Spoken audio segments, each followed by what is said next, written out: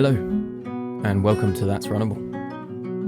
In today's episode, I'm joined by James Norbury, a Cape Town and Alps-based trail runner who embodies everything I love about this sport: adventure, joy, and not taking yourself too seriously. James recently completed one of the most delightfully niche challenges I've come across, running from Hobbiton to Mordor, dressed as a hobbit, alongside his friend Alex. Yes, you heard that all right. We dive into the magic of trail running, the importance of fun over ego, and what it takes to tackle such an epic and slightly ridiculous journey. From ruined barefoot feet to orc-level self-doubt, James shares the highs, the lows, and why we all need to remember that running, like life, is meant to be enjoyed. So, lace up, grab your lembas bread, and let's head out on the trail with James Norbury. So I ended up staying here for a summer and then loved it, and for some reason had never even considered the Alps in the summer. I was like, I almost enjoyed it more than winter, and that's when I got into trail running, and then I sort of have ended up being here more in summer now for the last 4 years than in winter. I've been here most summers and then spend a few months and then kind of flitting backward and forward between Cape Town and the Alps, basically. Sick. Yeah, living a life, bro. Yeah. So yeah, I'm here now for the next 9 weeks, which is cool. Sick. Yeah, man, I really want to head down to Cape Town. I actually spent 3 months in Durban. Really? Living in a township in Durban. Yeah. What were you doing there? Yeah, I was doing volunteering work. We were Sick. starting this project there. So it was the first group there. I love South Africa.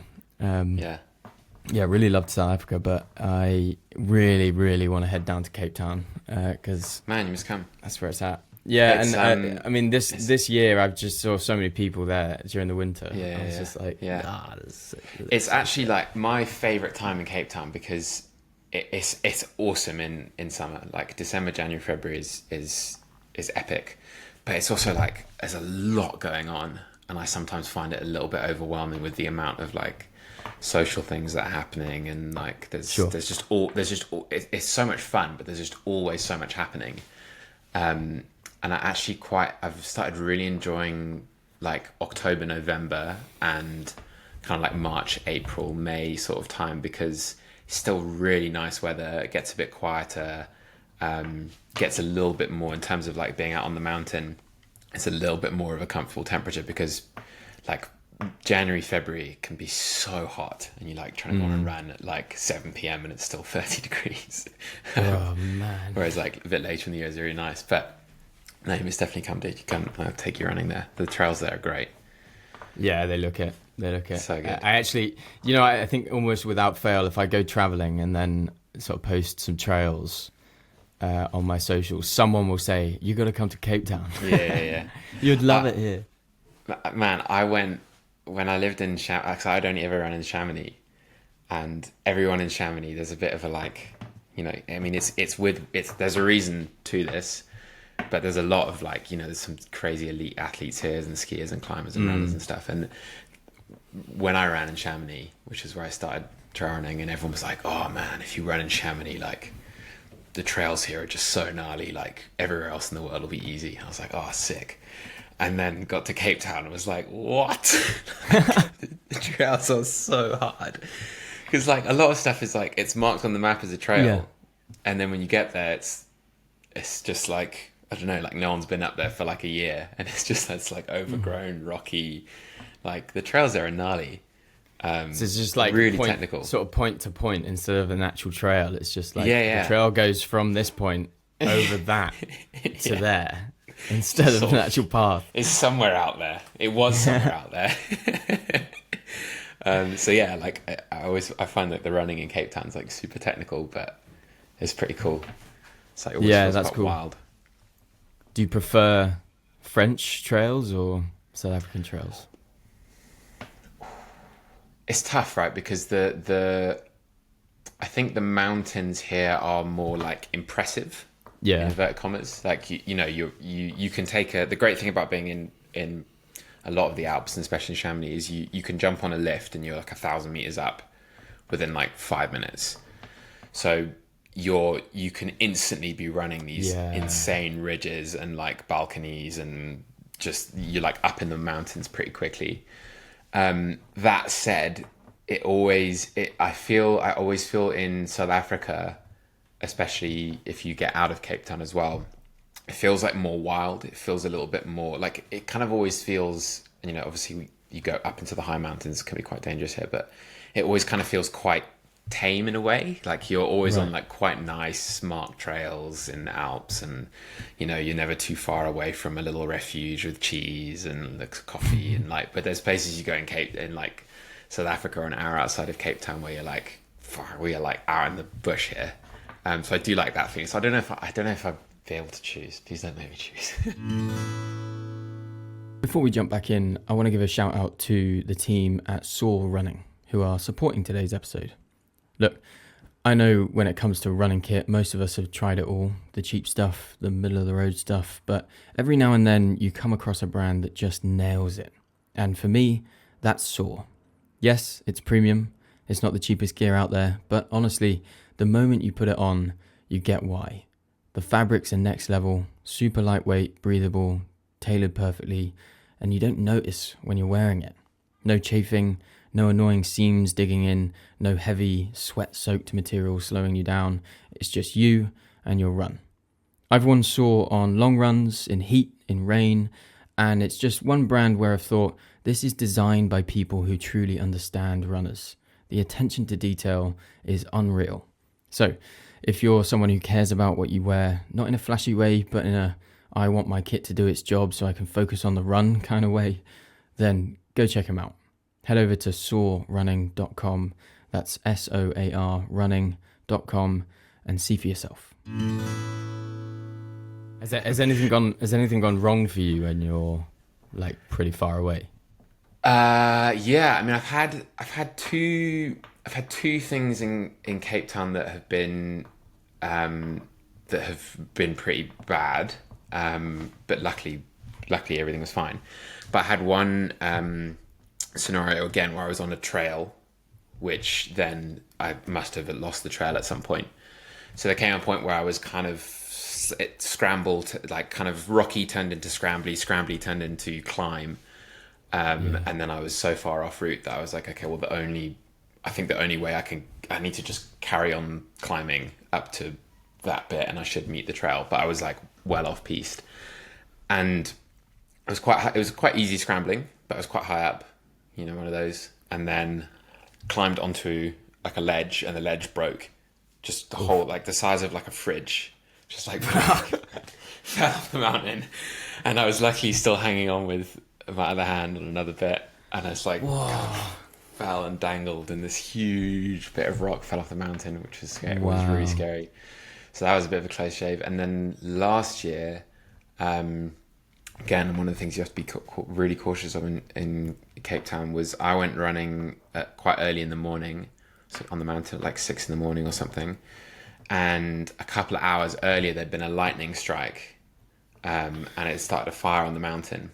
Bro, I remember you made content about this. Yeah, I remember that. The fear in your eyes, dude. So like, there was no, there hadn't been like a fire warning out at that point. It's often really misty on the mountain, like you get like a lot of fog. So I ran up, and there was a route I was trying to run and like get a certain time. So I was like kind of dialing in. I ran up to the top of the mountain, and you crest over the mountain and you run down the other side. And as I got to the top and I looked down, I was like, oh, it's misty today, like down there. I was like, wow, okay, misty day. Carried on going. Like banked around this corner, coming along, and then suddenly I'm like smelling smoke and like hearing this like crackling. I was like, what? And then literally next thing I know, there's this fire. And I turn around immediately and try and go back the way I've come. So I go all the way back, and I turn left to go back up the mountain, and the wind's like 80 kilometers an hour, and it's literally already closed off the way I came in. So it was like really bad timing. So then I carried on, and I managed to like climb up to this little like hill.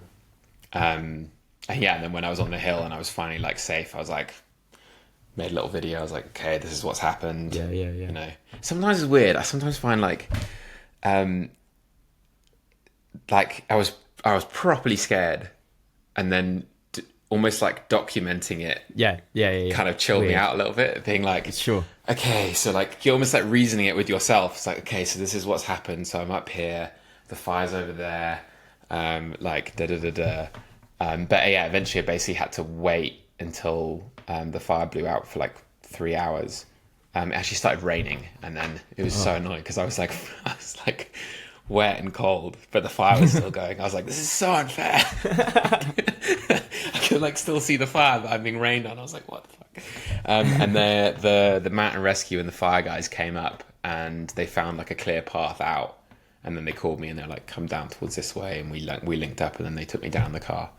But yeah, it's a pretty shit day out. It's funny when you mentioned like getting your camera out in a situation like that. It feels so weird. But this weekend I had a bit of a gnarly one where I fell over. I was in Slovenia doing a trail race, and I fell over, and it was like 70 something K into the weekend, 30 something K that day. It was extremely hot, and when I fell over, this like feeling of shock came over me, and so my body reacted it, and so the heat felt even more intense, and I was just sitting there, and a thought came through my head that was, because I'm documenting the whole thing, so the thought came through my head that was, get your camera out, this is a good moment. And I did. I was like, I got my camera out in this moment, and I felt awful. And looking at the footage, I was pale, black eyes, pale face, and it's funny because in that moment I did feel a little bit like I was talking it through as I was sort of speaking to the camera. I was like, I'm just going to sit here, I'm just going to let it go. And also I'm not necessarily always going to post everything I put up, so I'm thinking to myself, if this is a bad film, I'm not going to post it anyway. So it's being very honest to camera in that moment, but it did help me sort of come out of that and rationalize, because you're almost rationalizing your thoughts to the camera, and that's helping you, and that calmed me down a bit. And I was like, I think I'm just going to take the next few K easy, and sure enough, I did. It was like having a talking to yourself in a way. Yeah, it's a weird thing. It's a difficult one, isn't it? And I've always found this with filmmaking, is that like, whenever I've done any projects, and especially like documentary style outdoorsy projects, which I suppose, there's a kind of crossover between documentary and what we're doing. We're kind of making, like a run like that is sort of like a tiny little mini documentary. It's POV, you don't know what isn't it? Yeah. It's POV. You don't know what's going to happen when you start, and then you kind of telling the story as you go. But it's tricky, isn't it? Because I always find like if you imagine like an experience being like 0 is rubbish and 10 is like the best thing ever, the points that are like 1 and 9 are actually the most interesting, but it's also the points where you're least likely to film, because you're either having such a shit time that you're like, I'm not getting my camera out, or it's having such a good time you're like, I don't want to be taken out of this moment. And the irony being that like that's actually the best stuff. So I don't know, I actually do, I find it tricky sometimes with that, and knowing like when to and when not to film something.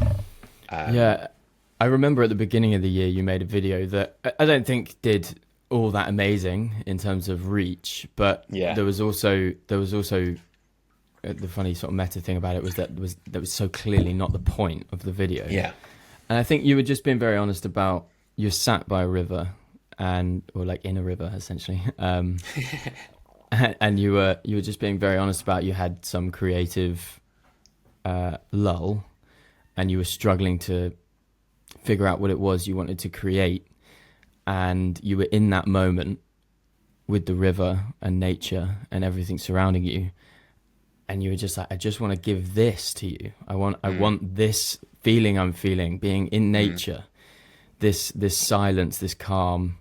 I want to give this to you in some way. I want to like somehow help you experience this. And that it's not easy to communicate that visually or audibly. It's not easy to communicate that on social media, because really the magic that both of us, I think, are trying to put out there and communicate is actually found in the opposite of what works on social media. Exactly.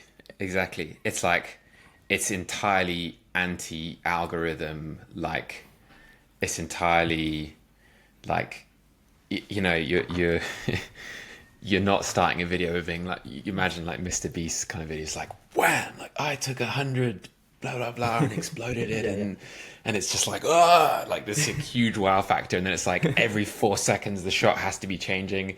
It's like you just got to keep feeding them candy so they like stay interested. Like throw more dopamine in the system. Whereas you're absolutely right, like what we're doing is, a lot of the stories I'm trying to tell are completely the opposite of that. It's like, here's a slow day out. Like, where not very much happens. But this is the, and I don't know, I'm trying to lean more into that. I'm trying to lean more into making videos for an audience of one, i.e. myself. These are the kind of video that I want to make. This is the sort of stuff that I would watch. And this is ultimately the message I'm trying to get across. And it's not optimized for like following or like engagement in the traditional sense. However, I am finding that the more I'm able to like break down that barrier between what feels real for me and what I think people want to watch, the more people are actually resonating with it, which makes complete sense when you think about it, because people, I think especially now with the amount of, AI and kind of curated things out there, I think people really are looking for like truth. A lot of people are striving, there's so much that's just fed to you that I think there is a desire for like real stuff. Yeah. I've seen recently, I use ChatGPT, and I think anyone who uses it fairly often, there are certain tells that you get from the responses, and okay, that's very AI generated. And I see a lot of sort of voiceover content, for example, where the person is essentially reading out a script that is clearly prompted and is clearly generated by AI. And the script, ironically, is trying to come across authentically. It's trying to be real, and it's trying to be truthful. But I know that it's been created by AI because no one actually says, but here's the thing.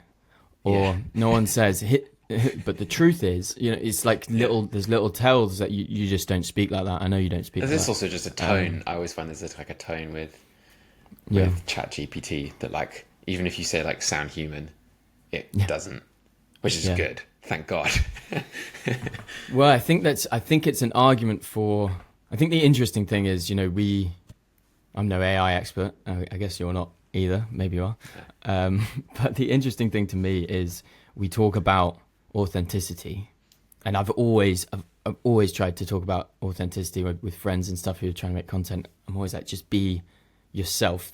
What you're trying to master is not content. You're trying to master coming across as you on camera. Like how you come across to me is how I think you should come across to everyone else, because I like you. I like how you come across to me.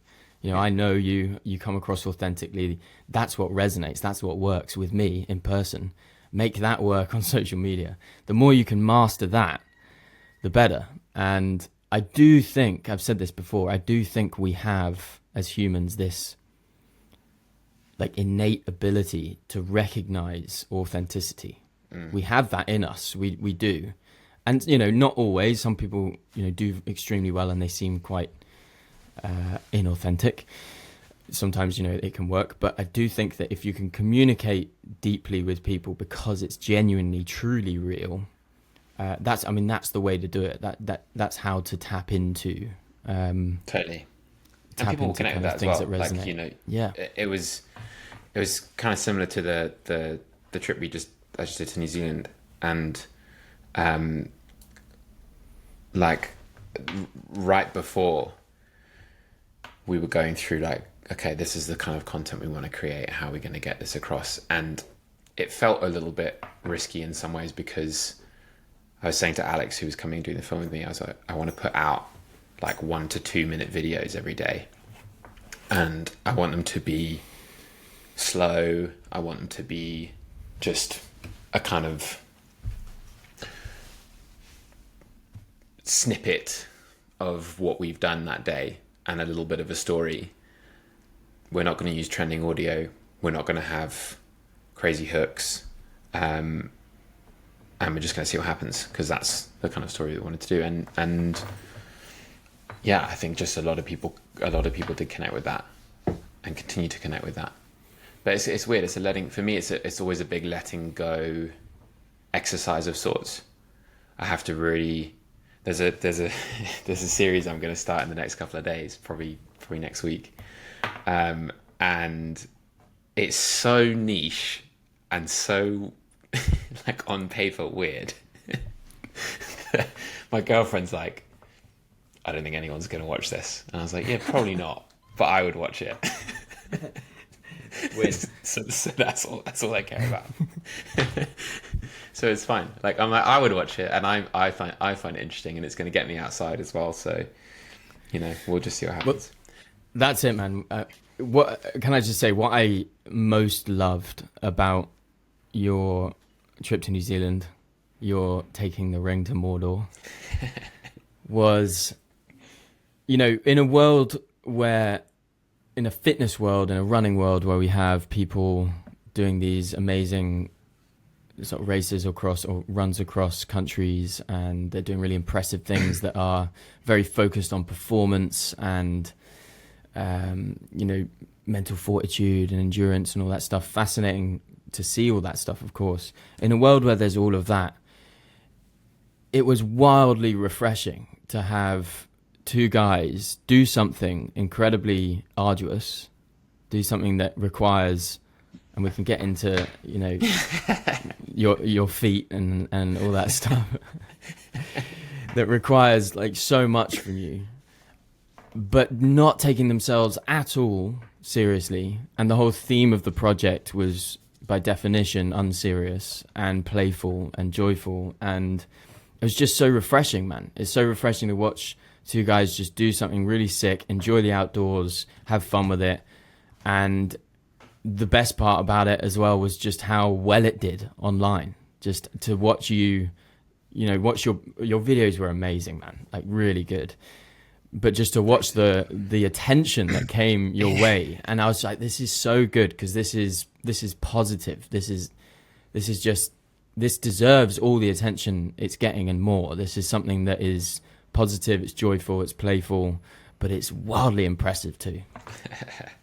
Thanks, dude. I mean, yeah, we had such a good time. It was interesting.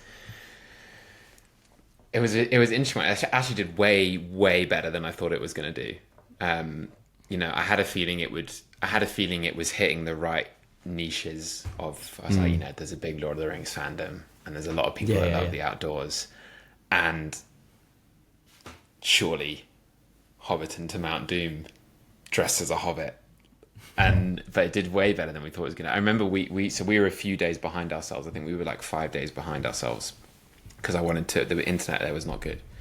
So I wanted to have like content banked up, so that we'd be editing on the go, and then we'd get Wi-Fi every 5 or 6 days, and we'd schedule it all, and then we'd carry on. So I think we were on day 6 or something when our day 1 video posted. So we had filmed and edited 6 days worth, and I was like, I have no idea. How this is going to land.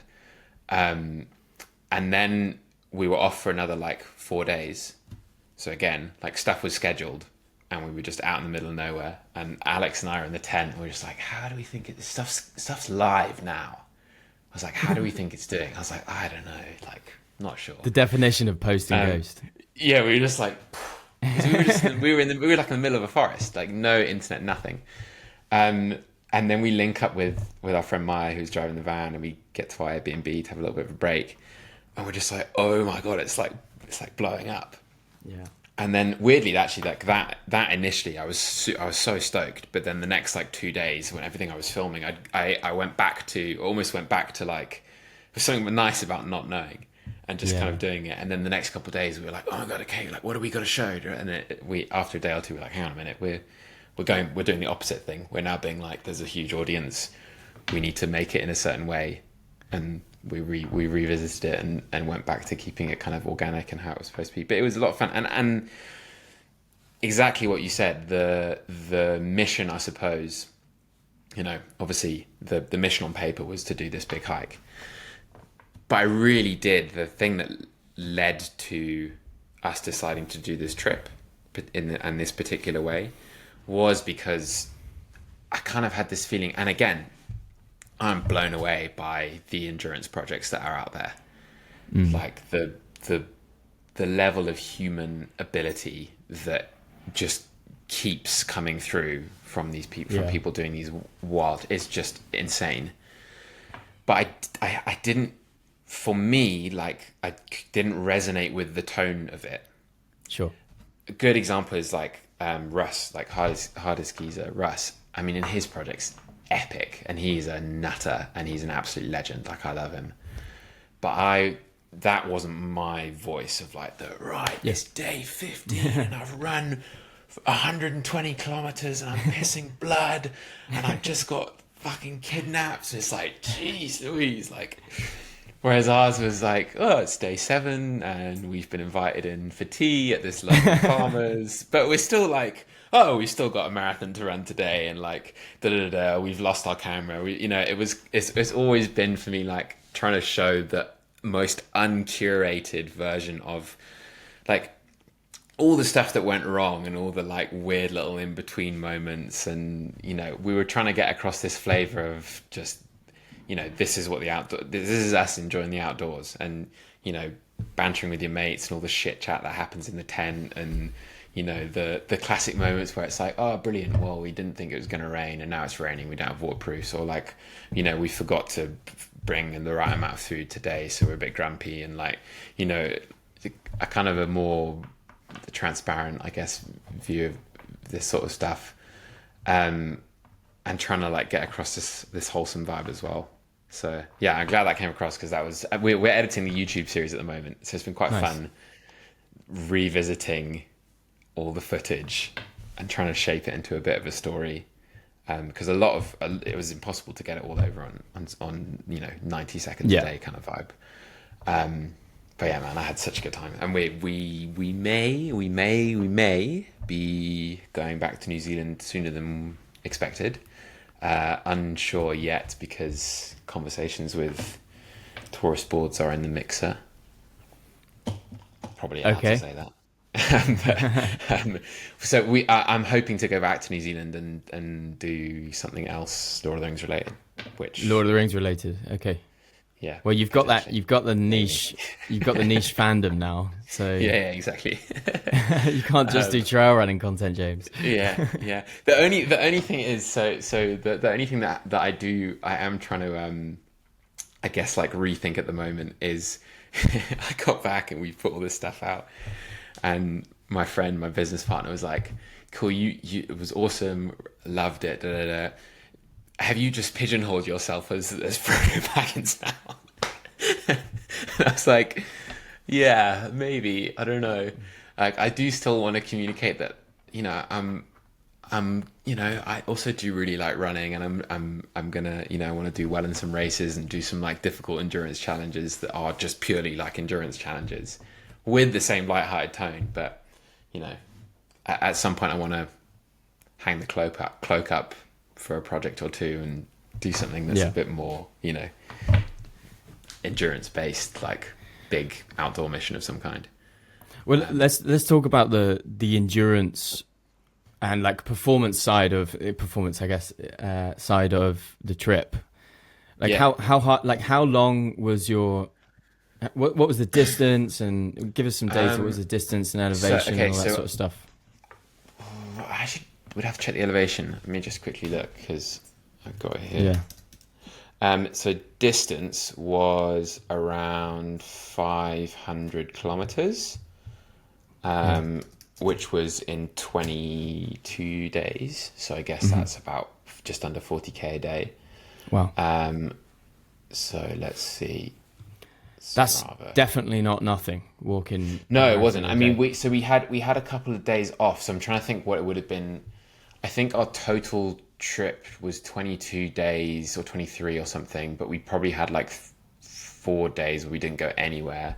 So yeah, it was about I'd say between 25 and 40k a day. There were some. We also had 5 days we were on a river, and I think we were clocking a bit further on the river. Oh yeah, of course, yeah. Yeah, so the river was a whole. Geez, the river was one of the hardest bits actually. Yeah. Found out that like paddling's quite tricky. Okay, so Are you getting the elevation? I'm getting the elevation. Oh no, how do I go back further than?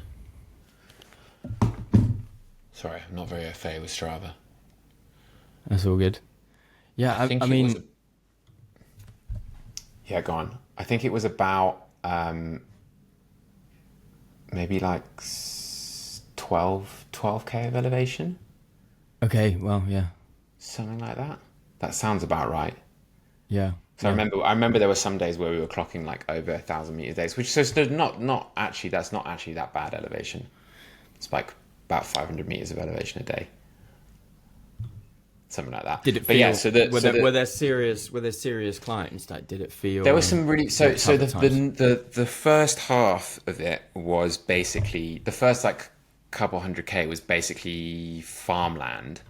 So Right. pretty rural, with a few little like foresty sections. Then we got into a section called the Pororoa Forest, which was very hard to get into. So firstly, the route I mapped was basically just like on a mix of like Strava and Google Yeah, Maps, yeah, and yeah. just being like, oh yeah, that looks like a trail. That's kind of marked. Yeah.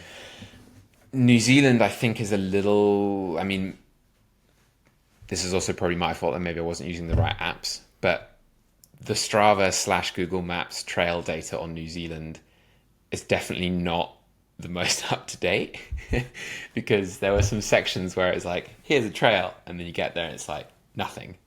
So we had a day on day 5. We entered this forest. I did a few days where I did a few sections on my own because they were a bit dodge. And there was a section where we were going into this forest, and it was a marked trail.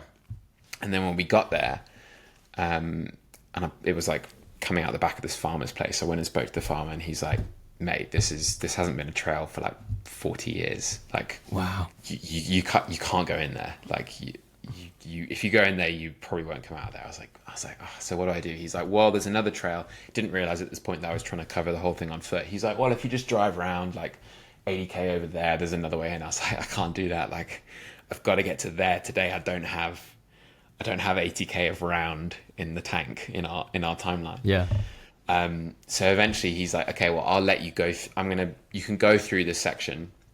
I'm going to give you a GPS dog collar that we use for our hunting dogs in case they get lost in the forest.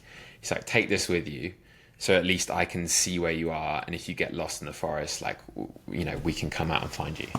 And I was thinking, oh man, like, how hard can it be? It's like 8 kilometers. Like, it's a forest. I've grown up in forests. It'll be fine. So wrong. So like, get into this forest, and at the beginning it's like a trail. I'm running along, and I'm like, this is chill. Like, what is this dog collar for? Like, okay, there's a few little like ferns in the way, and there's maybe the odd tree that's fallen down here or there, but like mainly like totally fine.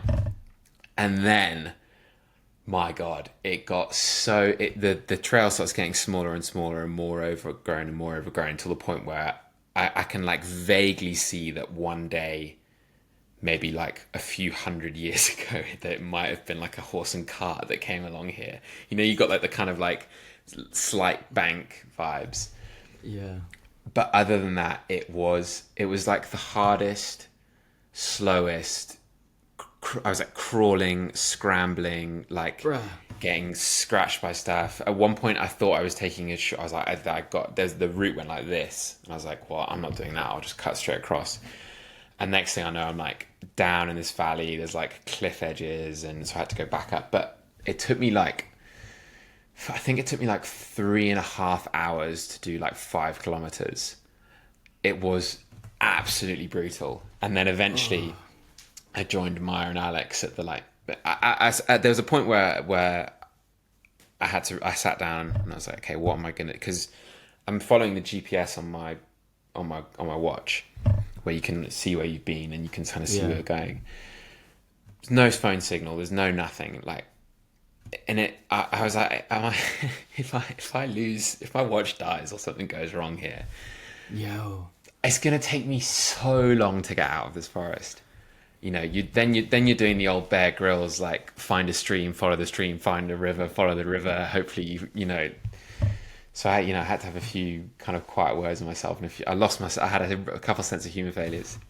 Really, but then we eventually meet up with Mara and Alex, and we carry on through the forest, and we're through this forest for a couple of days, and it's on proper trails, which is nice. So there was a mix of that. There was a mix of road stuff. There were definitely some of the rural areas that they said there were trails. There weren't trails. I ended up having to do big. Like there was a day where I think I did three back-to-back road marathons, which I hadn't anticipated because the trail was like here. This is like private farmland. So instead we're doing like this. Right. Wow. And then we were on the river, which was pretty awesome. The river was really nice. But again, it was tough. Like they had a dry season in New Zealand. So this river that's usually called the Whanganui, it's usually like very fast flowing. And we had a headwind and it wasn't fast flowing. And, Alex and I just like, if we didn't paddle, we wouldn't move. Like the current's so slow. So the river was quite tough. We capsized. So yeah, it definitely wasn't as easy as we thought it was going to be. Like I had this feeling, we had this plan. We were like, we're going to walk like 20 to 25K a day. It's going to be relatively chilled. So often on marked trails. And the reality was like, a lot of it didn't go to plan. A lot of it was a lot harder than we thought. And also you're making a video every day. So you get to the end of the day and you're knackered and you're like, okay, cool, time to edit all our footage. And then you finish the route. We finished the last section was into the Tongariro National Park, which was epic. So there's quite a bit of elevation there. See, climbing Mount Narahari, Mount Doom, it's like 45 degree volcano scree slope. Hard going up, fun coming down because you just I bet running in this screen over the volcanic screen. Yeah, so cool. So overall it was pretty hard, and also it was weird. Like I was having such a good time that I don't think I really realized that actually it was physically taking quite a toll on my body, because we weren't, other than the few days at the beginning, I wasn't running that much of it. I was like kind of fast walking most of it, and so in my mind I was like, fast walking 200k a week ish, a little bit more than 200k a week. Didn't feel like I was like, this will be easy.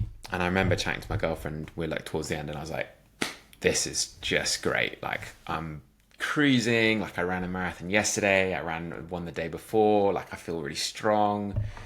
This is easy. I've like unlocked some sort of extra gear in myself. And she's like, okay, well, you might find that you're tired when you get home. I was like, nah, like just riding this wave of excitement. And then sure enough, as soon as I got back to Cape Town, I was knackered for like 2 weeks. So yeah, it wasn't the cool thing. I think the cool thing about it, and the punch I get, was like, because we had such a fun time, didn't really feel that hard at the time, but definitely were some moments that were like, and packs are heavy as well. With a lot of days we're hiking with 20 kilo packs because of all the camera kit. All right, a quick word about something I really believe in: Soar running. If you've listened to the podcast for a while, you'll know that I'm not really into hyping brands I don't actually use, and Soar, I use it. I love it, and I'll tell you why. When you're out on a long run, whether that's on the trails, on the road, wherever, the last thing you want to be thinking about is your kit. Is this top rubbing? Are my shorts riding up? Is this fabric holding sweat like a sponge? Soar takes all of that out of the equation. It's expensive, let's just call that out, but what you're paying for is the best quality I've come across. These are pieces that work. Light, technical, beautifully made. You put them on and you forget they're there. And to me, that's what premium running gear should do. So, if you're someone who's ready to invest in kit that genuinely enhances your running experience, not because of a logo or some marketing gimmick, but because it's designed properly, then check them out at soarrunning.com. SOAR running.com. Honestly, it's worth it. And you, I mean, in true Hobbit style, you sort of did it barefoot. Is that right? I at least started barefoot. Yeah. Again, total naivety from my side. I was like, oh yeah, ambition. Alex. Yeah. I was like, we're gonna do it barefoot. He's like, okay. Have you done much barefoot hiking? I was like, no, but my feet are good.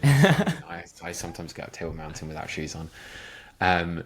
So like the first couple of days, I was like basically trying to barefoot it as much as possible. And it was possible through the rural areas, like, you know, when you're going through farmland.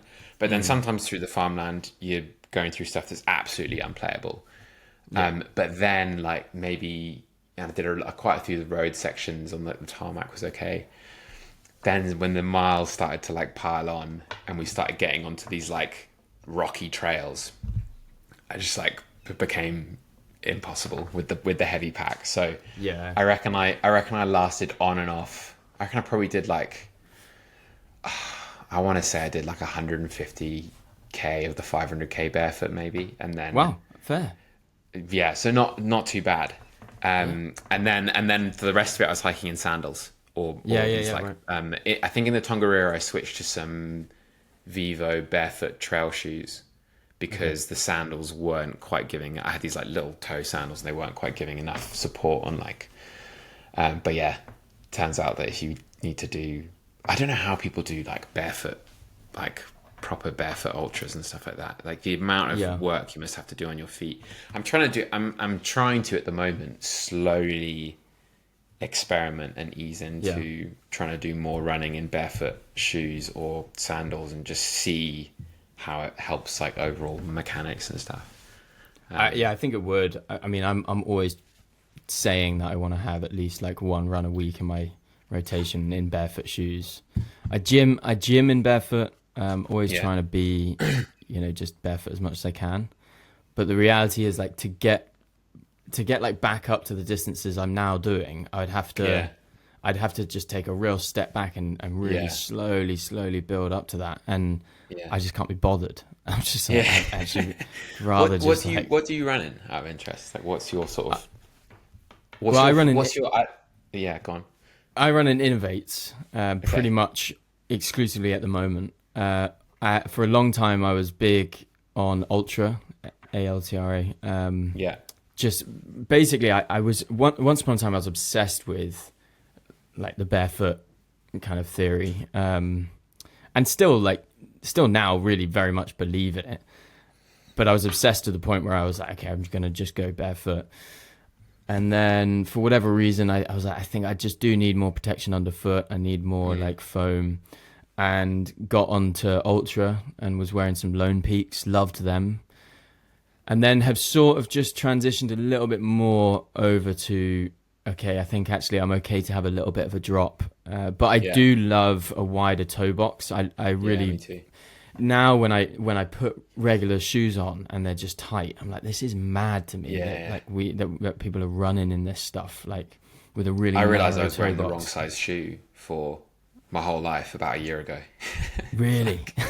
Dude, I don't know how, like, because it's not the sort of thing, I don't know, like, I don't have many conversations with people about how my shoes fit, really. Yeah. And so my whole life, growing up, the time I remember where you're getting your shoes measured, for me was like, you're getting your new pair of school shoes when your feet have grown out of your old ones. And you're in whatever shop, for me it was always like Clark's or something. Yeah, Clark's. And there's the man being like, okay, where's the end of your toe? And I'm like, yeah, it's there at the end of the shoe where it should be. Like touching the end of the shoe, that's where my toe is, and that's what it's supposed to be. And then got into running, and in my mind I was just like, yeah, toe just comes to the end of the shoe, that's where the toe's supposed to be, cool. And then in the last like year, I've gone up a size with a little bit of space. And I've also started using some barefoot shoes and my feet have like splayed out a bit. And it's just so much more comfortable. Yeah. And I basically like, I've been wearing the wrong size shoes like my whole adult life. And I think your feet continue growing as well. So it's not, exactly. It's not unheard of to eventually go. And they've spread out so much now. Like really, there's like gaps between my my toes used to be like this. Now they're like kind of spreading out quite a lot. But it's interesting. I mean, I don't know if you probably get the same thing, but I get asked so often about what's the best shoes to wear. Yeah, running. yeah, so often. And I don't know. I'd be interested to know what your sort of philosophy or thoughts are on this. But I think that there's more noise in shoemaking than there needs to be, and that for me personally, I've always found like if a shoe's really comfy and it doesn't cause you any problems doing good distances, that's it. And that's kind of that's all I'm really looking for. And a lot of the time, like a lot of my shoes that I run, again, I don't know, this is probably not necessarily what I would advise, but I will often run trail. I'll often run on the trail with shoes that don't have specific grip for trail. Like, yes, if it's like slippery or stuff, but like I don't know. I quite like a little bit of give in a shoe, and so the shoes that I've run the most with in the last year, they're not even running shoes. They're like a pair of Columbia's I think they're now making them into a running shoe, but they're a pair of Columbia's hiking shoes, and they just fit my foot well. They're really comfy. They've got a little bit of grip, but not too much grip. They've got a little bit of drop, but not too much drop. And just for whatever reason, they work for me. But they're not at all like sung about as like, oh, this is like the big next level trail running shoe, and particularly not for someone who I imagine most people would imagine. I think most people imagine that I'm clued up and like, oh, I run in like the best shoes and this, that. And the reality is I've got a pair of shoes outside that are basically completely falling apart. But I'm like, they're still comfy. Like they still go. Like why not? Yeah. Like, but I don't know. I don't know. You probably know a lot more about it than I do. Well, I do get the question, something along the lines of what's the best shoe for X? Like what's the best shoe? I'm running a marathon in 2 months, and it's my first marathon. What's the best shoe for a road marathon? I was like really impossible to answer questions. Yeah. And the truth is, the best shoe is whatever is the best shoe for you. Like the sad reality is you do have to try out shoes. That's kind of part of being a runner is finding what works for you. It very much is an individual thing.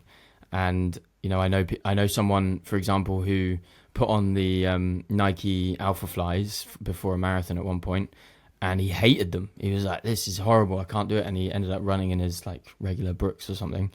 And sold his Nikes. You know, just because a brand says it's the fastest or the best, it absolutely doesn't mean it's going to be for you. For me, I've tried all sorts. But I've never liked a brand more than Innovate. Every shoe they're making right now is incredible. And for me, I actually do. I'm the opposite end of the scale. To you, I actually really like good grip. I'm obsessed with like proper lugs. If I see a trail running shoe, if I see a brand, you know, harping on about this amazing new trail running shoe that they have, and then I get it, and the lugs are like a millimeter. Yeah. I'm like, what are you talking about? It's not a trail shoe. This is a glorified road shoe. This is going to give me zero grip on any British trails. Let alone, I suppose, you know, in England as well, like. Yeah, of course, if you're going over like, you know, dry gravel, you can kind of get away with just wearing a road shoe. Or in Cape Town, where you're running on like rock most of the time. I think that's actually probably why I prefer a little bit less grip, because not no grip, I don't want to be slipping, but like the trails in Cape Town, I kind of like not having, with too much grip, I sometimes find on the hard rock, it's like the foot does this, and I like a little bit of like a little bit of give. But not a lot, not like I'm sliding, but just so there's not... a little bit, just I don't know. Like I find maybe it's from skiing, I'm not sure, but definitely in England, like just having, I ran a race in Snowdonia a couple of years ago, and the shoes I wore were a little bit old, and like my God, I was like skidding. Yeah. But I think it's interesting. I think just did you run the Snowdonia? Have you run the Snowdonia race as well, the Ultra X one? No, I haven't. No. But I was going to say I was running behind someone the other day who was wearing on road running shoes, and it was like the wettest trail run ever. And I was running in the new Innovate Trail Talon Maxes, and the Trail Talons are like known for like mega grip, like big lugs. And I was absolutely destroying the trails, and I felt really bad for the guy because he's just slipping around. I was like, you might as well go barefoot at this point. You just got no grip. It's interesting. I think though that there's, again, I feel like you probably get field a lot of these questions as well, but I think there's a point at which, you know, it's obviously good to have the right shoe, and it's good to have the right training, and it's, you know, there's a lot of things that are good to do. But I do feel like sometimes this idea for needing, we live in a world where it's like people like optimizing stuff and like everything being the best. I'm one of those people, like I'm always like looking for a better way to do stuff. But I feel like sometimes that can get in the way of actually just doing something. And, you know, there can be, and I've been guilty of this as well, rather than, I won't start something because I'm like, I want to do it perfectly. I won't start the running program because I'm like, oh, like, should I be doing like intervals, or should I be doing this, or like how much mileage should I be doing, like, and how should I be adjusting my sessions and nutrition? And, you know, I have for ages I've been saying I'm wanting to do a little morning mobility session. I've not been doing it because I'm like, oh, I need to know exactly what to do. The reality is, like, you start doing it and it'll probably change. And the same with diet, and the same with running, and the same with shoes. You know, you just got to try a pair of shoes and get cracking. But I think that can sometimes get in the way of actually doing it. And I get asked so often, like, how do you start running? How do I start running? Like, how do I get into running? It's like, well, first thing is just start running, and then you're there. You're already pretty much there. You know, like, run really slowly and run for 10 minutes or 5 minutes or walk. But first, stop messaging me and asking me how to start. No, I don't mean that. I don't mean stop messaging me. I mean, get off Instagram. Get off Instagram. Put your shoes on. Go outside, and then you're already halfway there. And then you'll probably figure out all the other stuff as you go. And I think that's the only downside to. That's one of the things that I think is maybe a downside of. I think there's a lot of positives on social media. I think there's a lot of positives the amount of information that you can find on the internet, because, you know, you can pretty much self-teach yourself almost anything now. Don't want to get that clipped. You can't self-teach yourself anything. You did say almost. almost anything. But I think the danger of that is there's so much information that things seem potentially more complicated than they are. I saw a really funny reel the other day where there's a guy, he's pretending he's talking to like an expert runner. He's like, POV, you meet your like hero runner, and he's basically asking him all these questions, and he's like, so man, what's your zone 2 ratio in your training? The guy's like, what? And he's like, how much glycogen are you taking? Like, what's your gel per hour? Like 30 grams an hour? And the guy's like, I just kind of eat when I'm hungry. Like, and he's like firing all these questions at him, and he's like, but I don't understand. Like, what's your secret? Like, you're not doing any of the things that, like, do you take magnesium? Like, blah, blah, blah, blah. And the guy's like, dude, I've just been training consistently for like 20 years. And there you go. And like, that's it, man. Yeah, we overcomplicate it, don't we? We really do. Yeah. I'm sort of the worst for it, because I was thinking the other day, I hate the fact that we overcomplicate it, and then here I am endlessly talking about something very simple. And I'm sort of like, am I actually overcomplicated for everyone else? Am I putting too much information out? No, but the stuff is all important, and I think also the other important thing to recognize is, I think a lot of the important stuff with running, you know, a lot of the mobility stuff, a lot of the diet stuff, a lot of all the other things, is actually because a lot of people live quite sedentary lives. You know, if you're sat at a desk all day like this, of course you're going to have to do some mobility stuff to undo the kind of the adjustments in your posture that you've made by sitting like this all day. You know, and we're on our phones like this, like, of course you're going to have to do some stuff to adjust that. If we lived outdoors all the time, probably would be a lot less need for that kind of thing. And the same with everything, the same with the kind of insoles in the diet. It's like, back in the day when it was very easy to get whole unprocessed foods, probably was less need to be taking certain vitamin supplements. I do know that it's interesting in the friends of mine that are, I think in my mind's like the level of running that I aspire to, a lot of them are very, very not by the book people, but it's because they live that life. I spend quite a lot of time, I'm trying to change it, but I spend quite a lot of time at a desk and editing and doing this and doing that, so there's a lot of stuff I need to do just to get back to that baseline of having the right mechanics and the right, everything to be able to go and run long distances. Whereas I have good friends of mine in South Africa who, just live these very outdoorsy lifestyles. They don't have watches, they don't have diet plans, they don't have running plans, but they're just out on the mountain every day, and they have been for the last 20 years. And they are so strong. And a friend of mine, Dave, he just runs with a little bag of biltong and like 500 ml of water for like a day, like 50 kilometers. He doesn't even know he's run 50 kilometers. He's just like, he just goes out and runs and eats some biltong and drinks from a little bit of a stream here and there. And I'm like, back for sunset. How do I get to? Yeah, exactly. There's like a purity that I aspire to, but not there yet. With all your content, I'll say how I first found you. I first found you because you were posting like these amazing drone shots with epic movie soundtracks over the top, and I loved that because I'm also someone who listens to the Dune soundtrack when I'm out on a run or something like that. yeah, exactly. I think a lot of people resonated with that. But it's clear to me that you're a trail runner, obviously, but it's clear to me that you like just adore nature. You love nature. And like we said at the beginning, like it's hard to communicate what, the power of nature when you're going. I've been thinking a lot about how our own experiences are our own, and they can never actually be anyone else's. We can try extremely hard to share these things. We can try and communicate to others how it felt in that moment, but they're never going to feel it. And the more you need them to feel it or them to understand it, the more frustrated and infuriated you're going to get. You'll never get that satisfaction.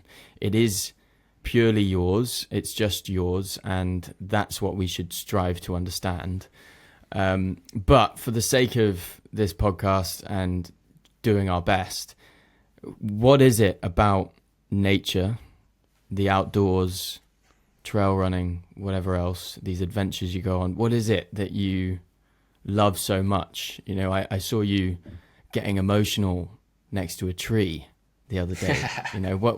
What is it about nature? Sure. So I think for me, it's like,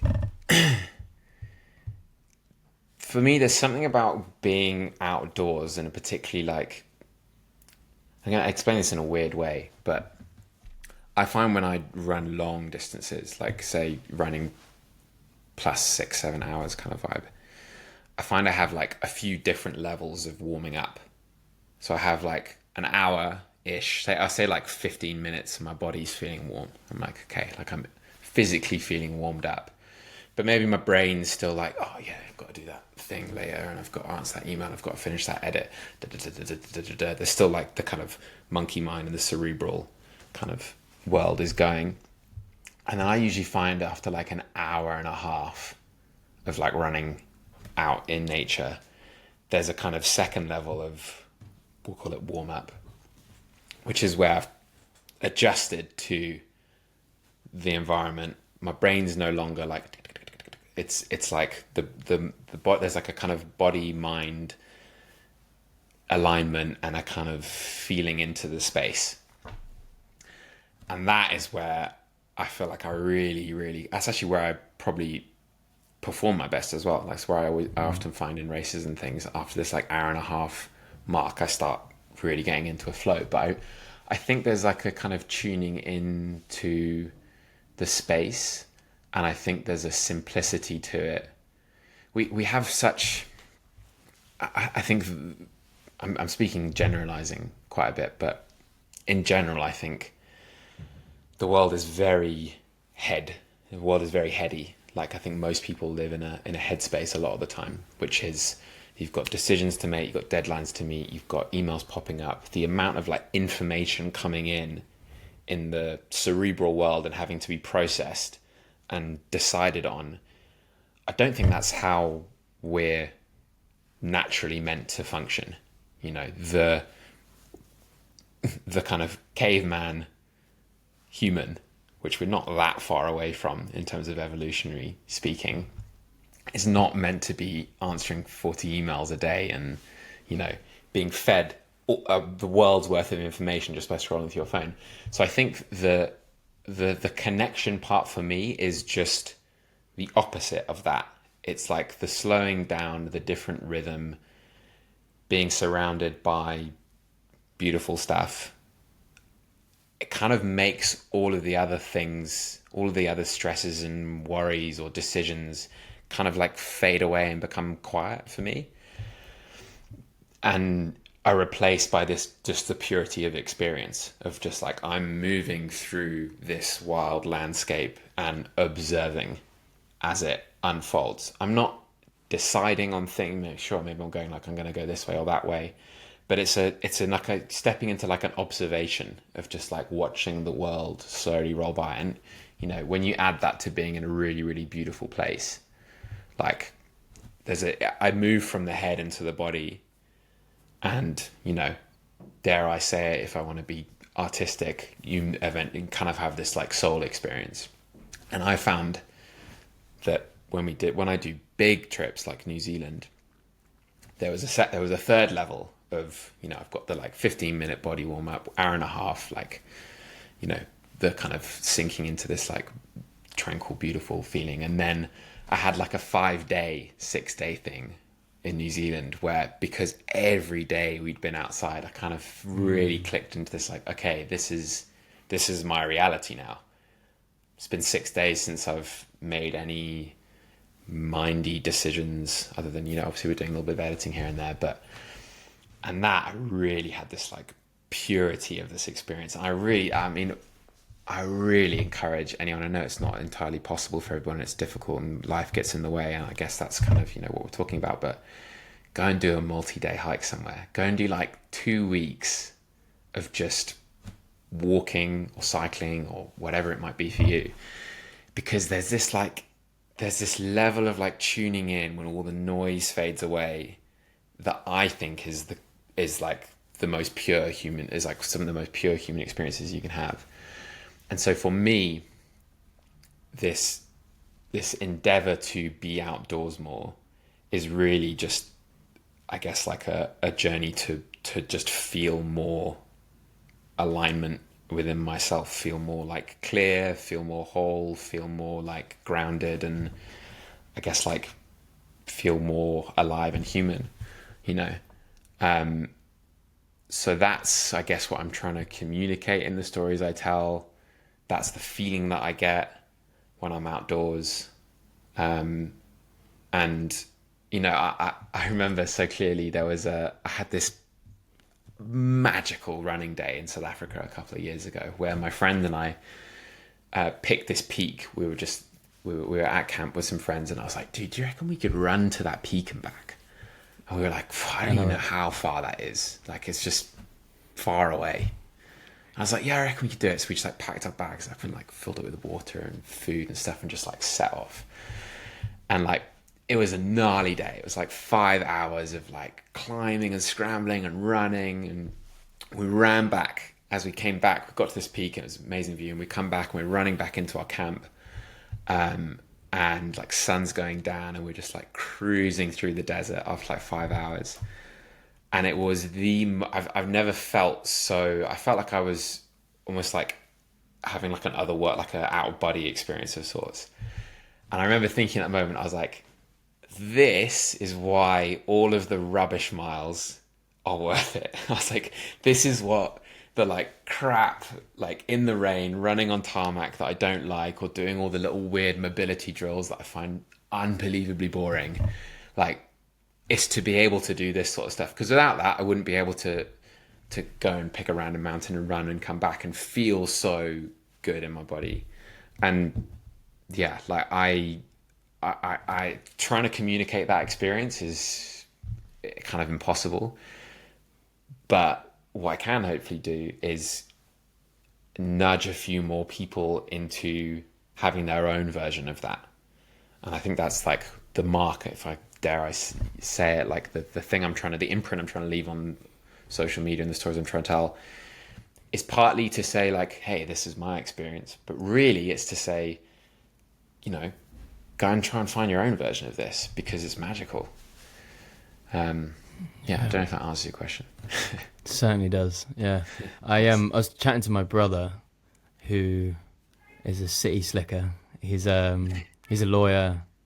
He actually lives up in the peaks now, in the Peak District.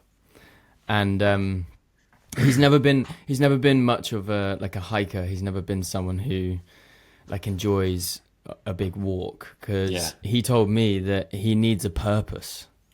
Like he needs a goal to get to, and if you're just wandering around, he hates it. He hates the idea of wandering around.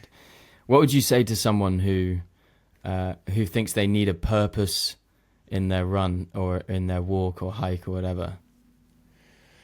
Yeah, it's a good question. I mean, if that's stopping them from getting out there. Yeah. I mean, look, most of my runs start and end at the same place.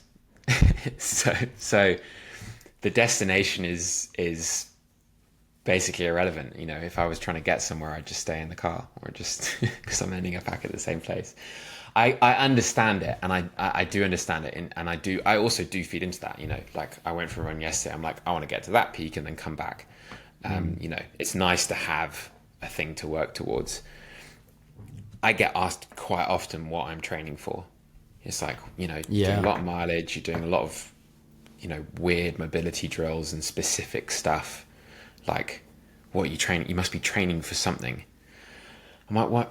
Not really. Like, specifically, in terms of specifics, like I don't have any races coming up in the calendar, but I'm training for the thing that I talked about a minute ago, to be able to be like, oh, do you know what would be cool? Let's go and run up that mountain and back. Last year, my friend, it was literally the night before, which was not, in fact, it was the day of. And as I said, I live at the foot of Mont Blanc.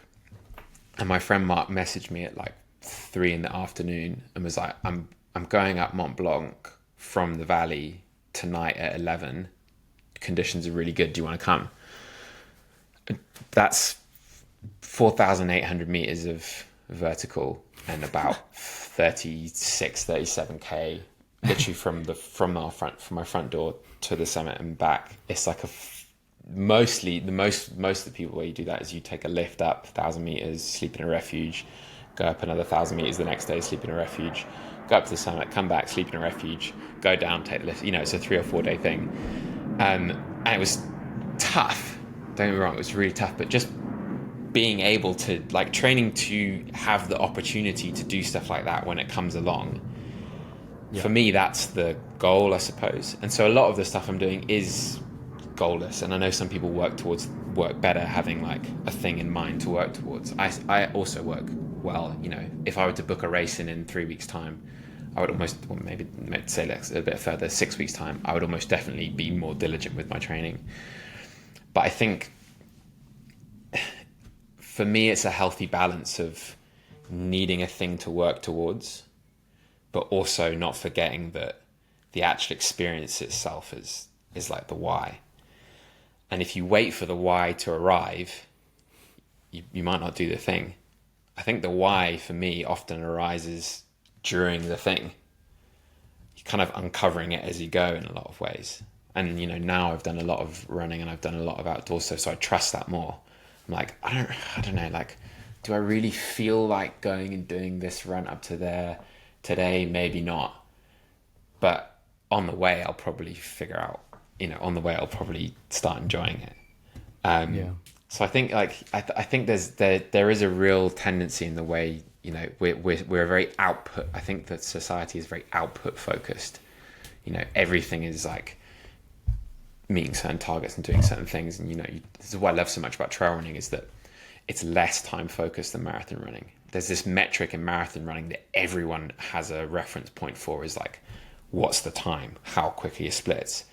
And I always find, you know, when I run on road, I end up clock watching a lot more. What I love about trail is like, there's this general acceptance, because it's true, that my 40k here and your 40k there might be completely different, and they also might be completely different in a week's time.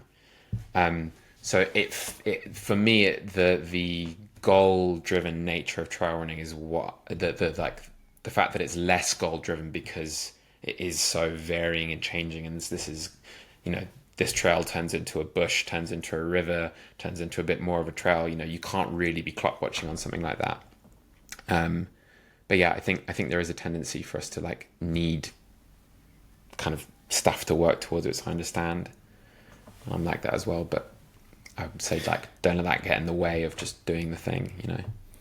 Yeah, man. The reason I asked that question is because you were speaking about how there is this contrast between regular life, where we're constantly getting pinged, we're getting asked to do stuff, we've got worries, like, you know, you get a notification and you're slightly worried, and you see what is behind the notification, you get extremely worried.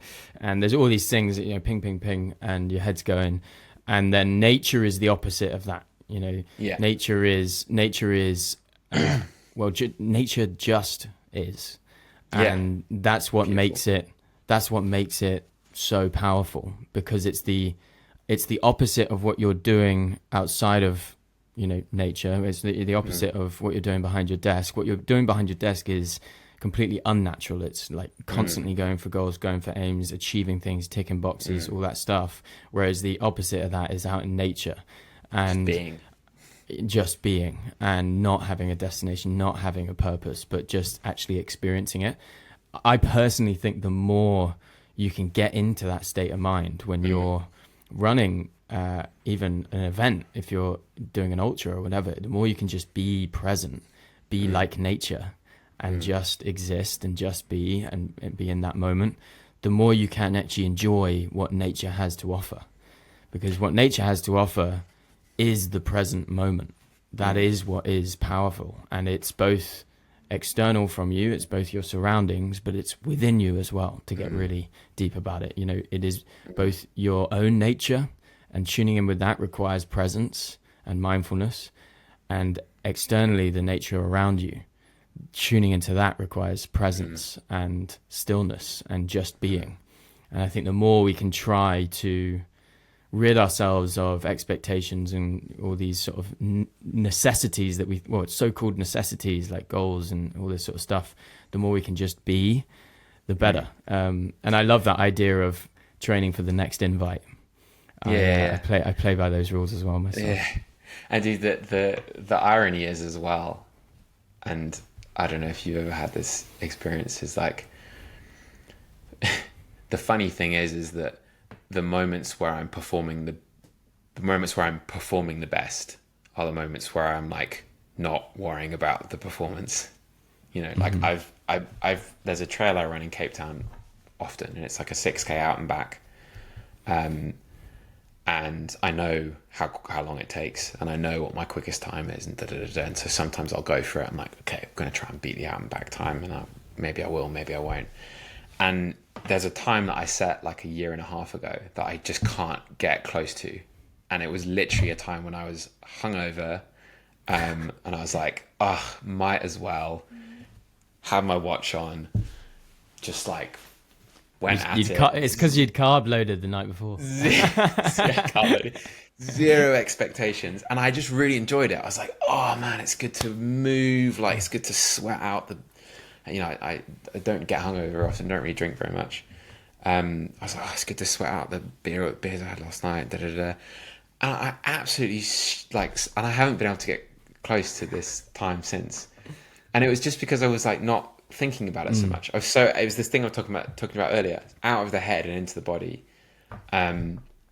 So the funny that I'll know for me that I've like got to the point where I want to get to in trail running, when I'm not running with a watch anymore, when I'm not counting like gels at certain times, and like, you know, when it all just comes easy. I'm not there yet. I still can't do it. I'm like, oh, maybe I'll run without a watch today. I'm like, oh no, like I want to know how far I've run, and I want to know what time I've done. But you know, as I said to you earlier, like some of my strongest running mates in South Africa, like they don't run with watches. They run with a, you know, stick of biltong in one hand and a 500 ml of water in the other, and they are unbelievable runners. And so, you know, it's this constant battle between, like, you know, if you think about it too much, you're kind of out of your body, and then it's not happening anyway. So yeah. Sometimes I think about it because we're fighting against all of these thoughts, and people often say, I need to go for a run. I need to tune out. You know, I need to tune out from the noise. And I get what they're saying, of course, but I like to think of it as tuning in, because actually what's happening when you do, quote unquote, tune out, what's really happening is you are in the zone. You're like very focused on what you're doing in that present moment. You're tuned in. And that's, you know, even if you're being really mindful of your form, you're tuning into your form, or you're mindful of your breathing and how things feel, and whether you're pushing too hard on the uphill, you're actually tuning in to how your body feels, how it's responding. And that's where the magic happens, I think. It's, you know, nature is powerful when you're tuned into it, not when you zone out or tune out. It's most powerful when you are kind of focused in on what's happening, because we're so tuned out all the time. Actually, in reality, online is this other dimension. It's not the real dimension you're living in. We live in a multi-dimensional world now. You have the online world and the real world, and we're so often tuned into all of these noises and everything that's going on. We're not tuned in to what's actually happening here right now. And I think that's where the magic happens, man. And I think any content, any stories that are well told that encourage people to be out there and experience that for themselves, I am a big advocate and fan of. And that's what I get from your stuff, man. Thanks, dude. I mean, you've hit the nail on the head there. I think there was a, I'm sure I've said this before in a piece of content, but I was away, I think we were camping or something, recently, and you know, it got to the Sunday and we're all packing up to leave. Had this like beautiful weekend in the mountains, and my friend's like, cool, man. Anyway, right, he's about to get in his car and leave. He's like, I'll see you guys back in the real world. And we were like, yeah. And I was like, hang on a minute, we've got this the wrong way around.